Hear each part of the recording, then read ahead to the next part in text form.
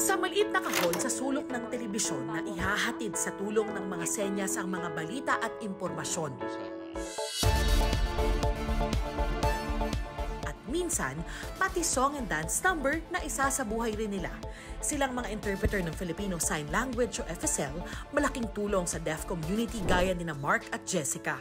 Dati raw, pili lang ang mga lugar na may interpreter gaya ng simbahan.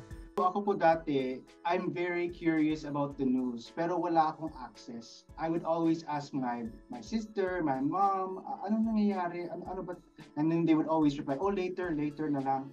And that would really frustrate me kasi I was really curious to what was going on in the world. There were no interpreters sa news programs. So pag wala na po yung news o hindi na ako nanonood na, wala na po yung interpreter, I would not watch TV na.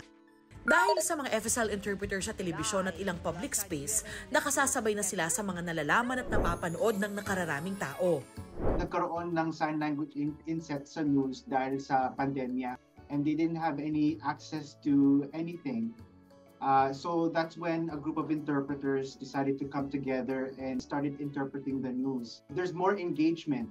So I feel that deaf people have na a sense of being included. They're now part of the, like, even in sa mga political sphere of what's going on in the Philippines.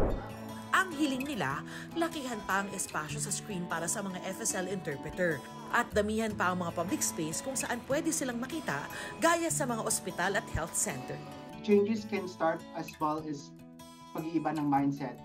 Just having that switch in mindset, in our perception of who they are, it gives them that opening to get into so many different things, like in terms of like connecting on a personal level and also giving them opportunities for work and livelihood and access and all that kind of stuff as well. Ang pagbibigay boses sa kanilang di makapagsalita o makarinig, isang senyales ng malaking pagbabago at pantay-pantay na pagtingin sa lipunan.